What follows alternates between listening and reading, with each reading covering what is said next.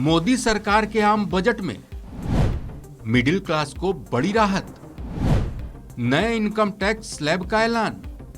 केंद्र की मोदी सरकार ने बुधवार को लोकसभा में वित्तीय वर्ष 2023-24 के लिए बजट की घोषणा कर दी। इस बजट में 2024 के लोकसभा चुनाव की झलक भी दिखी।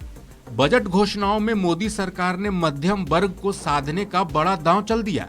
कहने का मतलब है कि बजट में मिडिल क्लास को इनकम टैक्स में छूट की उम्मीद होती है। इसी बीच मोदी सरकार ने मिडिल क्लास को बजट में बड़ा तोहफा देने की घोषणा कर दी। बजट में वित्त मंत्री निर्मला सीतारमण ने नए इनकम टैक्स स्लैब की घोषणा की। इससे सबसे ज्यादा मिडिल क्लास फैमिली को फायदा होने का अनुमान है। नए टैक्स स्लैब से सालाना 7 लाख रुपए तक की आमदनी पर कोई इनकम टैक्स नहीं लगेगा। I propose to increase the rebate limit to 7 lakh in the new tax regime.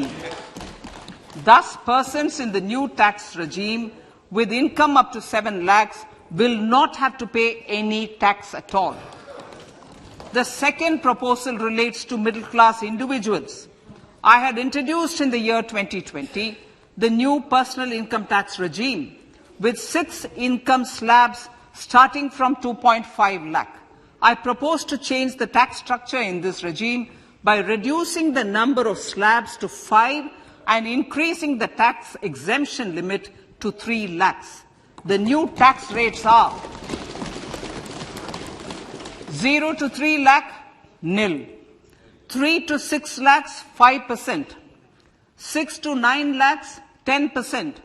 9 to 12 lakh, 15%. 12 to 15 lakhs, 20%. And above 15 lakhs, 30%. This will provide major relief to all taxpayers in the new regime. दरअसल वित्त मंत्री की घोषणा के मुताबिक 0 से 3 लाख रुपए तक की आय पर शून्य टैक्स का प्रावधान है।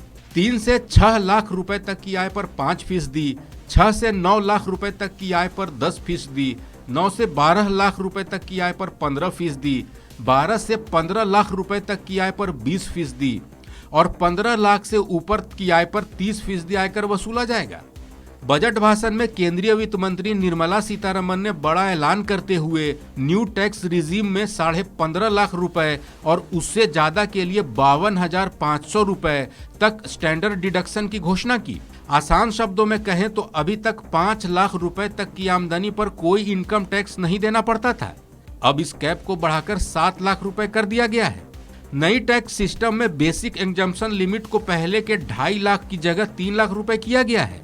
अब 6 टैक्स स्लैब की जगह 5 टैक्स स्लैब की घोषणा भी की गई है। इस खबर में फिलहाल इतना ही। अपडेट्स के लिए बने रहिए वन इंडिया के साथ।